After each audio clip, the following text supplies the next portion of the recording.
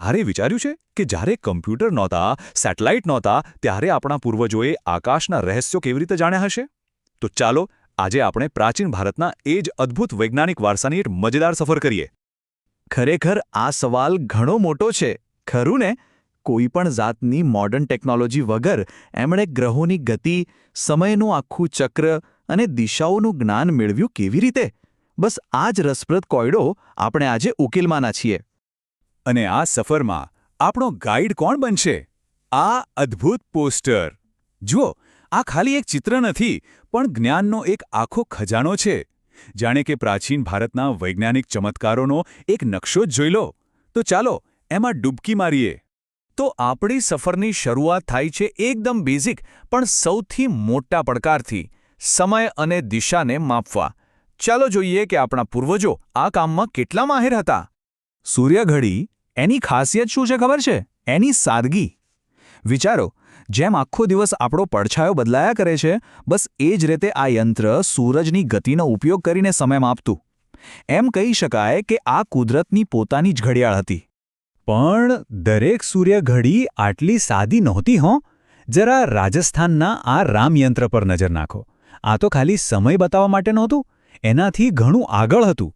એની જે ડિઝાઇન છે ને, એ એટલી જટિલ હતી કે એનાથી આકાશના ગ્રહો અને તારાઓની જગ્યા અને ઊંચાઈ પણ માપી શકાતી હતી.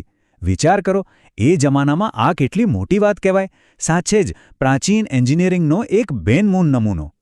સારું, પણ સવાલ એ થાય કે જ્યારે સૂરજ ના હોય ત્યારે શું? રાત્રે કે પછી વાદળછાયા વાતાવરણમાં? એનો પણ જવાબ હતો. મહારાષ્ટ્રની પાષાણચાલુ ઘડ એટલે કે પાણીની ઘડિયાળ. જરા કલ્પના કરો, રાતની શાંતિમાં પાણી ટીપે ટીપે ટપકીને સમય માપી રહ્યું છે. કેટલું અદ્ભુત! આનાથી તો ગમે ત્યારે સમય જાણી શકાતો. સમય તો ઠીક, પણ એની સાથે જ ચોક્કસ માપ પણ એટલું જ જરૂરી હતું ને? હવે જુઓ, આપણા ગુજરાતમાં લોથલ જેવા પ્રાચીન બંદરમાંથી મળેલા સાધનો. વિચારો કે વેપાર માટે, બાંધકામ માટે કે પછી દરિયાઈ મુસાફરી માટે આ કેટલા કામના હશે. આ સાબિત કરે છે કે વિજ્ઞાન એમના રોજબરોજના જીવનનો જ એક ભાગ હતો. ચાલો હવે જમીન પરના માપથી સીધી આકાશ તરફ છલાંગ લગાવીએ. એ જગ્યાએ જ્યાં આપણા પૂર્વજોએ આખા બ્રહ્માંડનો નકશો બનાવવાની હિંમત કરી હતી. અને એમને માત્ર ગણતરીઓ નહોતી કરવી, એમનો મુખ્ય હેતુ તો એ સમજવાનો હતો કે આ વિશાળ બ્રહ્માંડમાં આપણું સ્થાન શું છે. આ બધા યંત્રો તો એ ઊંડા સવાલોના જવાબ શોધવાનું એક માધ્યમ હતા. આ શોધખોળના કેન્દ્રમાં હતા વારાણસી જેવા જ્ઞાનના મોટા નગરો. ત્યાં બનાવેલા ખગોળીય સાધનો એટલા સચોટ હતા, એટલા પરફેક્ટ હતા કે એનાથી ગ્રહણ ક્યારે થશે એની ભવિષ્યવાણી પણ કરી શકાતી. ગ્રહોની ગતિ પર નજર રાખી શકાતી. એ સમયમાં આ એકદમ અકલ્પનીય સિદ્ધિ હતી. અને આ જુઓ, આ તો કમાલ છે. પશ્ચિમ બંગાળમાંથી મળેલા પુરાવા તો એવું કહે છે કે બ્રહ્માંડને વધુ નજીકથી જોવા માટે શરૂઆતના સમયના દૂરબીન પણ બનાવવામાં આવ્યા હતા. આ જ તો બતાવે છે કે બ્રહ્માંડને જાણવાની માણસની ઈચ્છા કેટલી પ્રબળ હતી. પણ એક વાત છે, ખાલી સાધનોથી શું થાય? એની પાછળ સિદ્ધાંત તો જોઈએ ને. અને એ કામ કર્યું આર્યભટ્ટ જેવા મહાન વિદ્વાનોએ. એમણે જ તો ભારતીય ખગોળશાસ્ત્રનો પાયો નાખ્યો હતો. એમ કહી શકાય કે આ બધા સાધનો પાછળનું દિમાગ તો એ લોકો જ હતા. પ્રાચીન ભારતનું વિજ્ઞાન કોઈ લેબોરેટરીમાં બંધ નહોતું.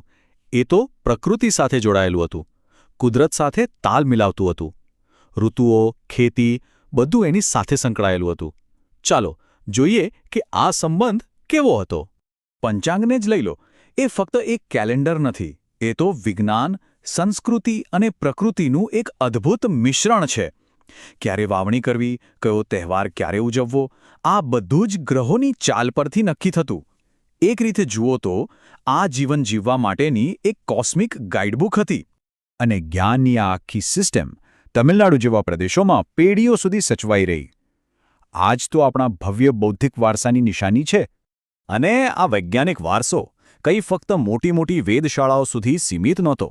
મેઘાલય જેવા વિસ્તારોમાં તો કુદરત પોતે જ એક લેબ હતી, જ્યાં સ્થાનિક લોકોના જ્ઞાને પણ આપણા આખા દેશના જ્ઞાન ભંડારમાં મોટો ફાળો આપ્યો.